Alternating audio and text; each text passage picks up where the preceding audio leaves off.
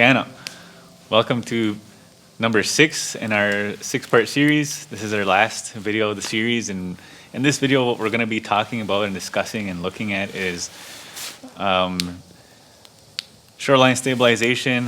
We're going to be looking at some of the erosion control practices that were utilized and that you can utilize, and ecological restoration. We're going to be looking at some ecological restoration concepts and ways that we can support the shoreline.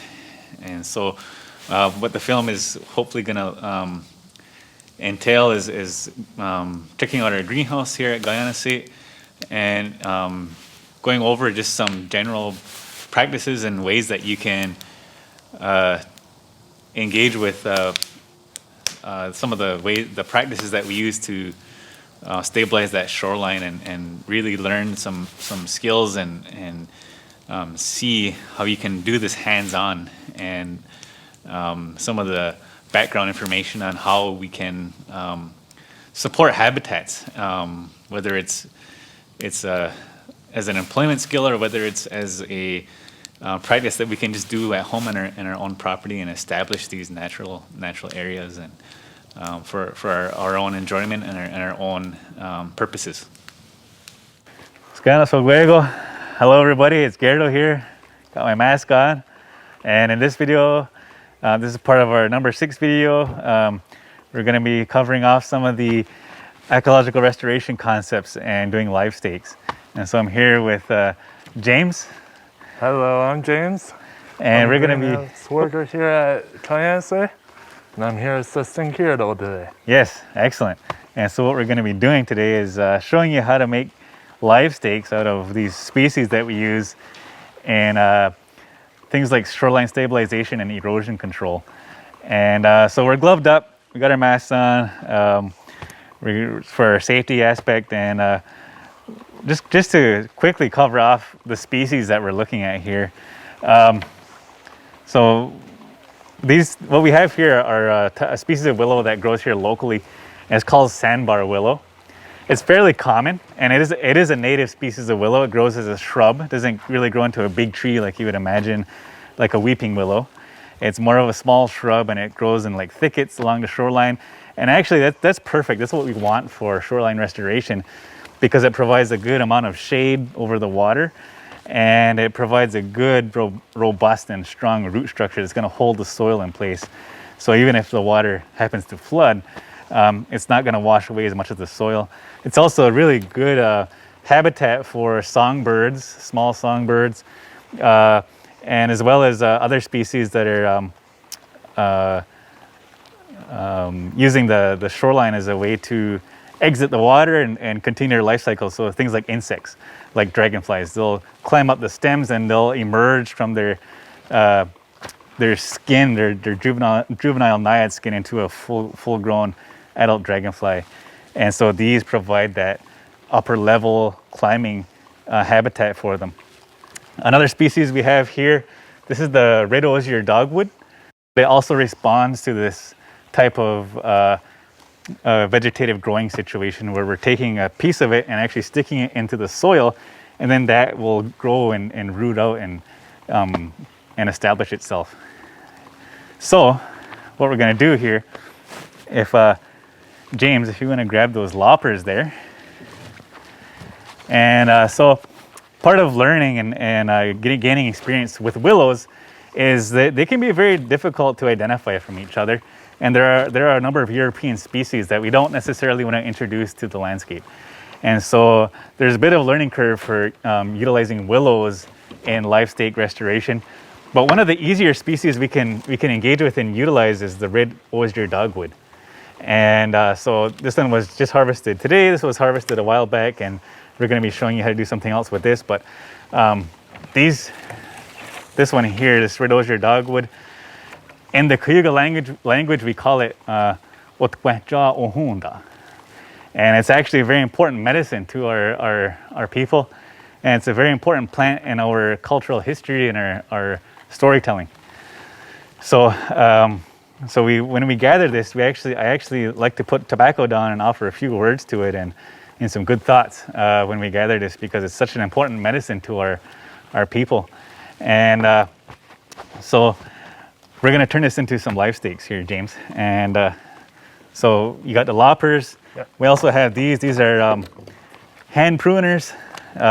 You can get these at Home Hardware, Canadian Tire, Walmart even has these hand pruners, and it's not super hard wood. You can use them on these things, and so we're going to take the loppers here, and when we look at the stem of these dogwoods here, what we're looking for is it was called there's different terms for it, but like a general term is a nodule.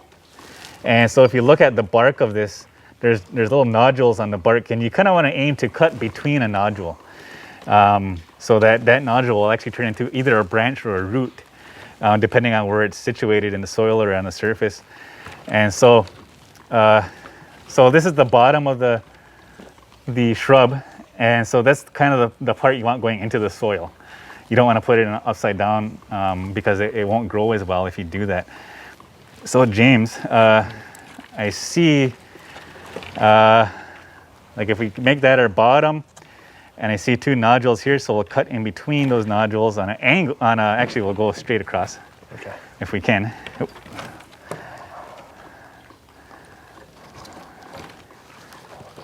There you go. Cut that. Perfect.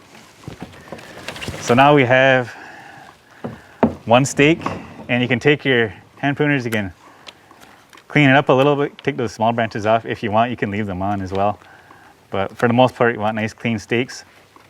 Now this live steak is ready to go, and it's February out right now, so obviously it's not gonna go into the ground. It's minus 13 outside, so the ground is very, very frozen. And so what you can do is you can actually store these in a cold storage or wrap them in a tarp and keep them somewhere it's gonna be cool, like outside. And generally don't want to let it warm up too much and dry out. You want to keep it someplace nice and cool. So if you have a cold storage or a garage somewhere, you can keep these stored in that area until the ground softens enough to put it in and plant it. And all you're doing when you plant it is you're taking it and you're shoving it into the soil. You don't want to damage the bark too much. The bark is very, very important. Here are a couple of willow stakes examples here. We have a little bit of damage there, so you want to try to avoid that if you can. What happens is when you damage the bark, it kind of lets the moisture evaporate out from that damage there, and so you won't have as much success with the steak. So, but sometimes it just happens, and you can't really help it. So we have a number of steaks here. So what you do is you take your steaks, your willow stakes, and your riddles, your dogwood here. You find a place that you want to protect, or maybe it's already eroding, and you can shove these in. Pretty high density, maybe depending on what your coverage you're trying to accomplish. You can do like 3 per square foot or something like that. Pretty common, and all this information is online. You can research all this information and figure out what density you want depending on your situation. And so we have a steak, and we have all these branchy, skinnier pieces, which you might have a hard time shoving that into the soil because it's so narrow. And so James, we'll take these smaller shears and here, you take this one, maybe cut about here, maybe do another cut somewhere about here, and I'll cut a couple of branches off of this one. And I think we just gotta, there you go. It's got a little lock on there. And so, once you cut your steaks off, you may have a pile of branches, small branches, left over from whether it's your dogwood or whether it's willow. And so you can save those branches and you can still use them. You don't necessarily have to throw them away or anything. They can still be used for restoration. And what we're gonna do with these is we're gonna form what's called a fascine. So a fascine is another way to utilize willows and dogwoods in a way to protect soil, to reduce erosion, especially on hillsides or slopes. And so again, it's just a way to utilize the whole plant instead of just cutting the stakes off and letting the branches sit on the ground and sort of not be utilized. We can use the whole thing.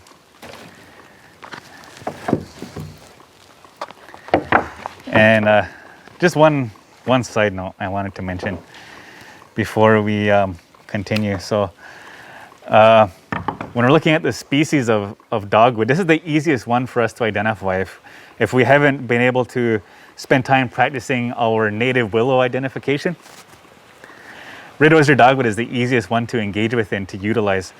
Has a bright red stem. Doesn't grow more than 5 meters tall. Generally, it's usually about average around 6 feet tall. Grows in wet areas, so ditches, the edges of swamps, edges of wetlands. It also grows in fields that are a little bit drier, but commonly you'll find it growing alongside a very similar species that's referred to as silky dogwood. And so they both have a sort of a red purplish stem. And one of the key features, if you're not sure, is if you cut a branch and you look at the very, very center pith, might be hard to see. This is easier here. So there's this center pith, it's called, and it's got sort of a foamy white, I guess, structure or substance in the center of it. And that tells you that it's a red osier dogwood. If I were to cut this and it was a brown colored pith in the middle, that would be your silky dogwood. So silky dogwood has reddish purple bark, grows in very similar areas as red osier dogwood, but it has a brown pith. That's the main identifying feature for silky dogwood. Red osier dogwood has very bright red, very noticeable nodules on the bark, and it has the white pith. So again, you can find all of this online if you Google live staking with red osier dogwood. And so that's what you want to look for is when you're trying to confirm the species.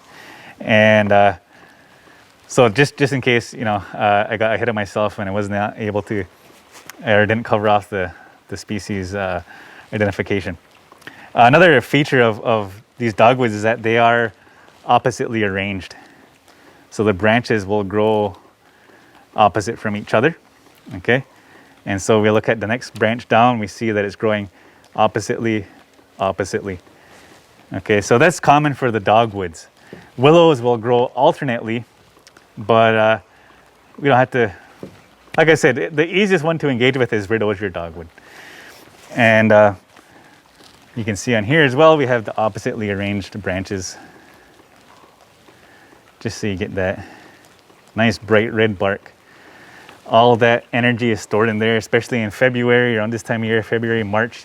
That's when you want to gather these things while they're dormant. If you gather it in the summer while the leaves are out, it's not going to work nearly as well. It may not work at all. So the best time to do this is when that energy is stored in the bark, stored in the roots. And so when you cut it and you stick that into the soil, your growing medium, then it's going to germinate and grow. Another thing you can do is you can take these and stick them into a potted, like a pot with soil in it, and put it in a greenhouse or put it in a warm growing space, and it'll actually germinate in the pot and grow from there. And then you can go out and plant that afterwards on the landscape. So these are the best species for that when we're using these ones. So this is the Facine, and what I'm going to do is I'm going to get James to help me here. So this is just regular baling twine. You can get it at any craft store or home hardware store, Canadian Tire, any hardware store they'll have it. And so you just tie it around and just sort of bundle it like a package. You don't have to have any fancy knot because it's going to get buried anyway. The thing with this baling twine is made out of natural fibers, so it's gonna decompose in the soil, and so I need to hold this. So I'll pass that to you. Awesome. So you just wrap it around, Doesn't have to look nice or anything. Doesn't have to be perfect or fancy. Just as long as it holds everything together until it gets buried. And the more that the branches are tucked in nice and tight, the easier it's going to be to get it to lay down flat in in the soil. So when you do this, you hold this end here. Perfect. Thank you.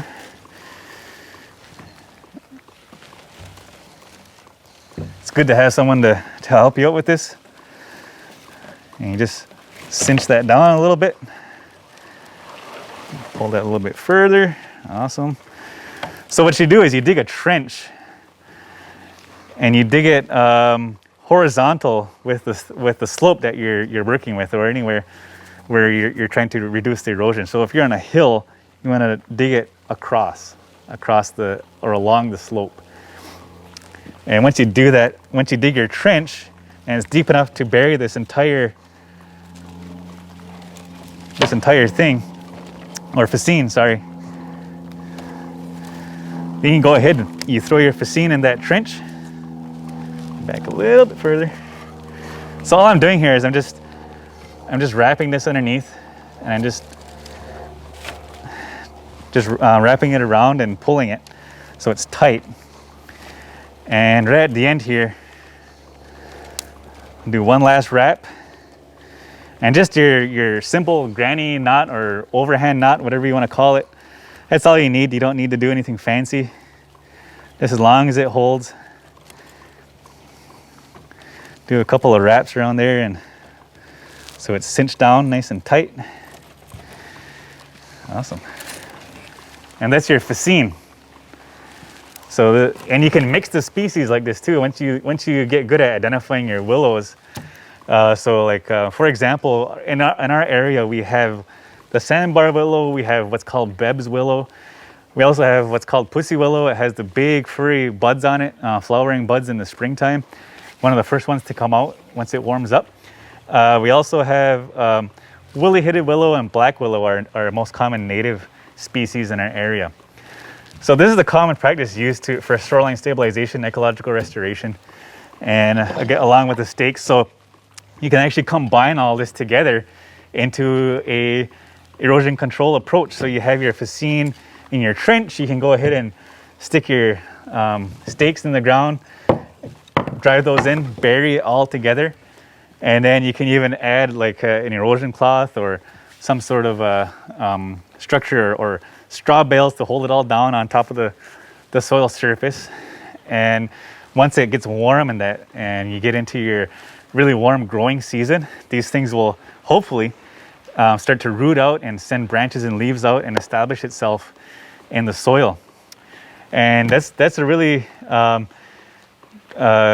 amazing thing you can do like on your own. You don't necessarily have to be an ecologist or restoration technician to do this. You can do it at home and establish these plants on your property to reduce erosion, to help to control surface water, and to reduce the amount of water maybe sitting in a area of your yard, and you want something to grow there that's going to provide habitat for birds, for butterflies. These things all produce flowers that are good for pollinating insects and things like that. So all they do is provide benefit to the ecology. These thickets that they form are also a key habitat for deer and rabbits that are sort of yarding up in the wintertime, and they need a place to bed down and hide out of the wind. That's what these things provide on the landscape. So another benefit to having it. And also just the shade it provides, this microclimate of shade around the water, as it reduces the water temperature, so you have more oxygen in the water for the aquatic biota, or whether it's fish, whether it's insects. That's another benefit of having these thickets and these shrubs growing in you know, whether it's a shoreline, whether it's a wetland, or whether it's in your yard type of situation. So thank you for joining us on this section of the series, and I hope that you can do this at home or be involved sometime with doing restoration and life staking or fascines, and that's all I have for today. And I'd like to say, Nyama James, thank you for helping out today on our video. And that's all I have. Looking at erosion control practices, what we utilized on this site, very, very basic, very, very simple application of coir cloth. You can see the remnants of it here. It's still sort of intact, being held in by some of the stakes that we established. So live staked sandbar willow, and the coconut coir cloth is still intact on this shoreline, still providing that protection as much as possible. And so what happens here is the reason why we chose this bottom meter of the shoreline is because this receives the most wave action, especially in the summer from boats. So we have a lot of boat traffic on here. We have a lot of sea-doos, things of that nature. They create a lot of wave action, artificial wave action. And so we're trying to protect the shoreline from that in the early part of the season before the plants get established to a point where they're going to provide the natural protection. We installed this in May 2021, and with the hopes that the willows would be able to start to grow and at least establish a population that's going to provide some protection, as well as the coconut fiber cloth to reduce some of the erosive action of the waves. And we were hoping that the flooding that occurs here annually, the natural flooding, would be sort of reduced a little bit as far as the erosion as this starts to establish and become more rooted, and we have more of the willows growing here. So this, along with the planting we did on the upper portion in the fall, we're hoping will provide an overall protection, or at least some layer of protection, as well as being the main thing being the educational portion and being a place where we're bringing this to light, the erosion that's been happening here. And so these are very basic ways of establishing some protection to a shoreline or any place where there's a high moisture and a place where these willows will thrive. And what we have here is actually a branch that's been discarded by a beaver. And you can see in nature, this is the black alder, and alder is another species that can be grown from stakes in some cases. And black alder is not a native species that is introduced from Europe, but the beavers, they come in, they pull these branches off, they chew the tree and they knock it down, they pull the branches off, they'll bury them under the ice along the shoreline, and sometimes in some cases those branches will actually grow into a population of willows or a stand of willow as a future food source for the beavers. So the beavers actually mimic this, or we mimic the beavers' process of establishing willows and other cottonwoods and poplars onto the shorelines. And what we're basically trying to do is we're trying to mimic a natural process to protect this shoreline. Beavers are the engineers of nature, and so when they're on the landscape, they're making massive changes for such a small animal. And so that's kind of what we're hoping to show here and demonstrate with our process. Is we're just using natural material, things that are gonna naturally either grow, or in the case of the coir cloth, it's going to naturally break down over time, and it's gonna allow the plants that enough time to establish before it breaks down and provide that protection. So that's kind of what our goal was here in our actual hands-on process of protecting this shoreline and creating this habitat. So once the willow is established, it will actually grow to a few meters tall, and it'll start to hopefully overhang the shoreline. And what that does when we have willows and shrubs, woody shrubs overhanging the shoreline, is it provides shade to this portion of the water. When we have shade, we have a lower water temperature. And with a lower water temperature, we have more oxygen. And with more oxygen, we have a more active aquatic environment. It's going to be a healthy environment for fish and other aquatic organisms to exist and thrive in. And it's also going to provide a sort of a habitat for small minnow species. So two of the species in our project are the sand darter and the silver shiner. And so with this shade, with these branches overhanging, it's going to provide a habitat for minnows to sort of forage in and to thrive in. With a healthy minnow population, it's going to feed the fish that we actually like to use as a food source. So the walleye, the bass, the pike, they move into these places at night and evening to hunt those minnows. And so what we're doing is we're trying to increase the integrity of the ecology. We're trying to increase the ability of this shoreline to resist erosion, and we're using a natural process to do it. Very simple, very natural, and something that's gonna hopefully continue its life cycle once we're done the project.